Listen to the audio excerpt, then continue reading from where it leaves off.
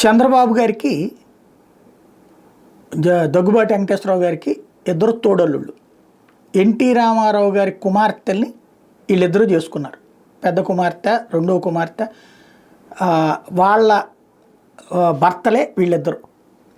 కొడుకుల్ని దగ్గరికి రానిలా ఎన్టీ రామారావు రాజకీయాలకు సంబంధించి. హరికృష్ణ డ్రైవర్గానే మిగిలిపోయాడు. బాలకృష్ణ రాజకీయాలకు తీసుకురాలేదు. కొడుకులు ఎవరు రాజకీయ వారసులు అవ్వాల, అల్లుళ్ళు వారసులు అయ్యారు. అప్పట్లో దగ్గుబాటి ఒక పాత్ర పోషించేవాళ్ళు, చంద్రబాబు సంస్థాగత నిర్మాణం చూసుకునేవాళ్ళు.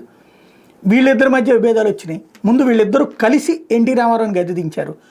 ఆ తర్వాత వీళ్ళిద్దరిలో విభేదాలు వచ్చినాయి. దగ్గుబాటి చంద్రబాబుని వ్యతిరేకించి అవతలకు వెళ్ళిపోయినటువంటి పరిస్థితి. 30 సంవత్సరాల నుంచి ఇటు దగ్గుబాటి వెంకటేశ్వరరావు కానీ, పురంధేశ్వరి కానీ చంద్రబాబుకి వ్యతిరేకమే. చివరికి ఎన్టీ రామారావు విగ్రహావిష్కరణ పార్లమెంట్లో పెట్టేటప్పుడు చంద్రబాబుని దగ్గరకు కూడా రానియకుండా అడ్డుపడినంతటి మొండితనం అప్పుడు పురంధేశ్వరి.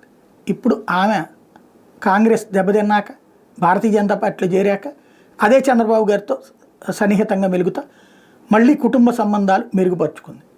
ఇప్పుడు పురంధేశ్వరి గారి భర్త అయినటువంటి దగ్గుబాటి వెంకటేశ్వరరావు గారు కూడా తనకున్నటువంటి ఆ పాత కోపాలని పక్కన పెడితే చంద్రబాబు గారు కూడా ఆత్మీయంగా పలకరించారు.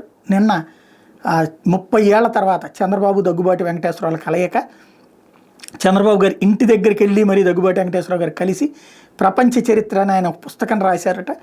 ఆది నుండి నేటి వరకు అంటూ దాని ఆవిష్కరణ కార్యక్రమం జరగబోతుందట. ఆల్రెడీ వెంకయ్యనాయుడు గారు నిర్మలా సీతారామన్ గారిని పిలిచారట. చంద్రబాబు నాయుడు గారిని కూడా రమ్మన్నారట. ఆయన రావడానికి సిద్ధపడుతున్నారు.